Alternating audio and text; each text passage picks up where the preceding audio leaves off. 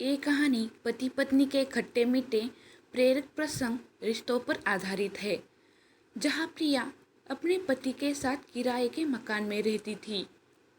प्रिया के पति का नाम सुनील था। वह रेलवे में नौकरी करते हैं, लेकिन वह अपने काम के चलते प्रिया को समय नहीं दे पाते थे। इसलिए उन्होंने तय किया कि वह अपने माता पिता को गांव से बुला ले, ताकि प्रिया को अकेलापन नहीं लगेगा। प्रिया बहुत ही मिलनसार लड़की थी और वह अपने सास ससुर को दिल से प्यार करती थी, और इसलिए अपने पति के फैसले पर वह भी रजामंद हो जाती है। और कुछ ही दिनों में सुनील के मम्मी पापा इनके साथ रहने आ जाते हैं। प्रिया को कुछ दिनों तो अच्छा लगता है, लेकिन फिर वही अकेलापन महसूस होने लगता है। दरअसल अभी अभी प्रिया की शादी हुई थी और वह अपने पति के साथ कहीं बाहर घूमने नहीं जा पाई। उसे अपने पति के साथ पर्याप्त समय भी नहीं मिल पा रहा था। इन सब बातों से वह मन ही मन हताश होने लगती है और फैसला करती है कि वह ज़बरदस्ती अपने पति के साथ कहीं बाहर घूमने का प्लान बनाएगी, और अगर उसके पति नहीं माने तो वह अपने मायके चली जाएगी।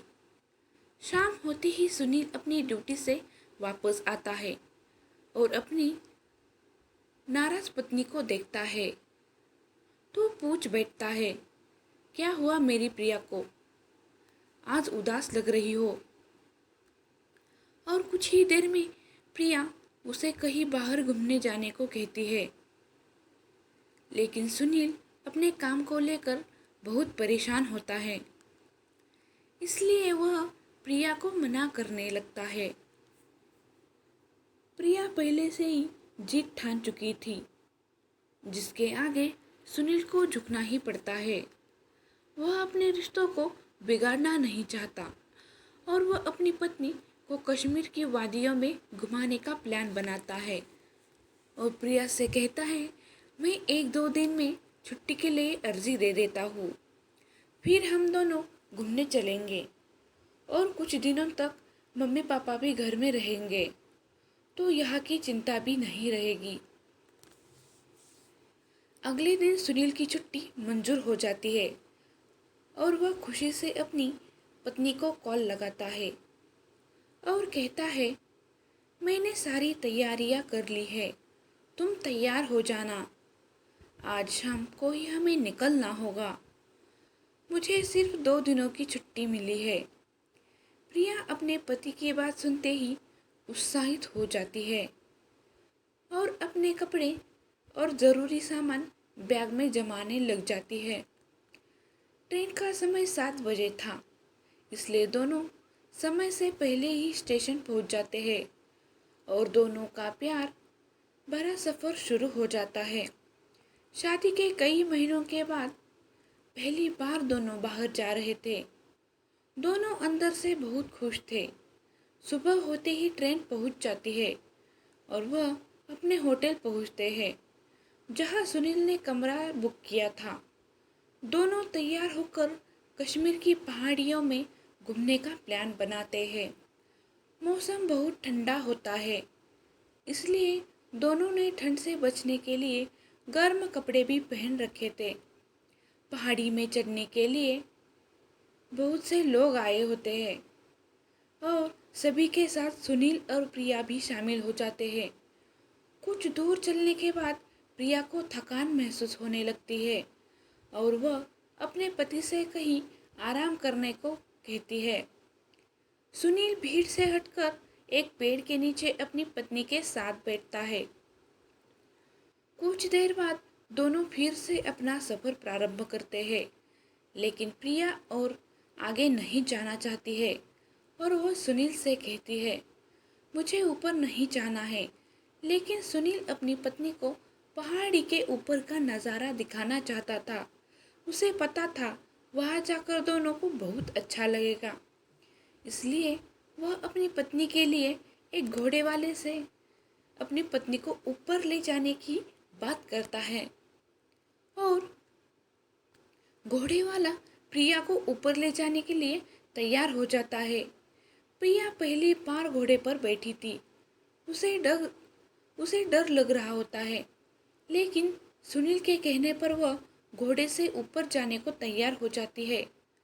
कुछ ही देर में प्रिया के घोड़े की रफ्तार की वजह से वह काफी आगे निकल जाती है और सुनील धीरे धीरे पीछे चलता रहता है। कुछ घंटों के बाद सुनील पहाड़ी के ऊपर पहुंचता है, लेकिन वहां प्रिया दिखाई नहीं देती। तभी सुनील अपना मोबाइल निकालकर प्रिया को फोन करना चाहता है, लेकिन मोबाइल में नेटवर्क न होने की वजह से कॉल नहीं लग पा रहा था। काफी देर तक ढूंढने के बाद भी जब का कुछ पता नहीं चलता, सुनील वही पहाड़ी के ऊपर बने हुए पूछताछ केंद्र में शिकायत दर्ज करता है। पूछताछ केंद्र के अधिकारी उस घोड़े वाले का पता करते हैं जो प्रिया को लेकर ऊपर गया था। कुछ ही देर की मशक्कत के बाद घोड़े वाला तो मिल जाता है, लेकिन वह कहता है, मैंने तो मैडम को ऊपर की पहाड़ी में छोड़ दिया था, फिर मैं वापस नीचे आ गया और उसके बाद मैडम कहाँ गई मुझे पता नहीं। सुनील बहुत चिंतित हो जाता है और चारों तरफ प्रिया के नाम से आवाज लगाता है। कई घंटे गुजारने के बाद रात हो जाती है और सुनील थक हार के पहाड़ी से नीचे उतरने लगता है। सुनील के पैर ही नहीं चल रहे होते हैं।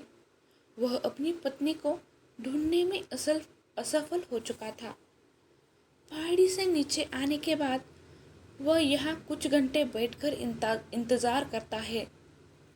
शायद यहीं से प्रिया की कोई खबर मिल जाए, लेकिन रात 12 बज जाते हैं और प्रिया का कोई पता नहीं चलता है। सुनील का मोबाइल भी स्विच ऑफ हो चुका। वह किसी को संपर्क नहीं कर पा रहा था। तभी वह अपने होटल वापस लौटने का फैसला करता है और ऑटो लेकर अपने होटल पहुंच जाता है। जैसे ही अपने रूम का दरवाज़ा खोलता है तो उसकी पत्नी प्रिया सामने ही बैठी होती है और वह रो रही होती है। प्रिया को देखते ही सुनील उसे गले लगा लेता है। सुनील प्रिया से पूछता है, तुम यहाँ कैसे पहुँची?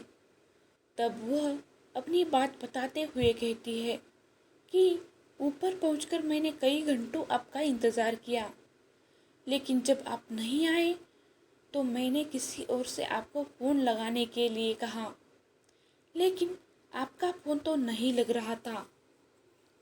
सुनील अपनी पत्नी को पाकर खुश हो चुका था और वह उतावलेपन से पूछता है, लेकिन तुम होटल कैसे पहुंची? तुम्हें यहाँ का एड्रेस पता था क्या?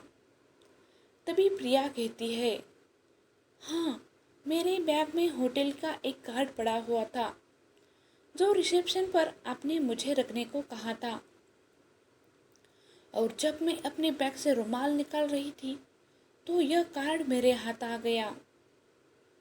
सुनील और प्रिया एक दूसरे से मिलकर बहुत खुश होते हैं।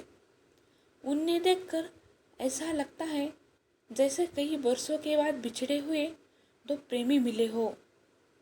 होटल के सभी लोगों को दोनों के गुम होने की कहानी पहले से ही पता होती है, इसलिए सभी दोनों के मिलने पर उत्साहित हो रहे होते हैं और उनकी खुशी को बढ़ाने के लिए होटल का मैनेजर उनके ट्रिप को फ्री कर देता है और वह अगली बार आने के लिए स्पेशल ऑफर देता है और दोनों अपने घर वापस लौट आते हैं और कश्मीर में हुई घटना के बारे में सोचकर बहुत हंसते हैं और अपने घर लौट आते हैं। धन्यवाद दोस्तों। आपको हमारी कहानी अच्छी लगी हो तो चैनल को सब्सक्राइब करें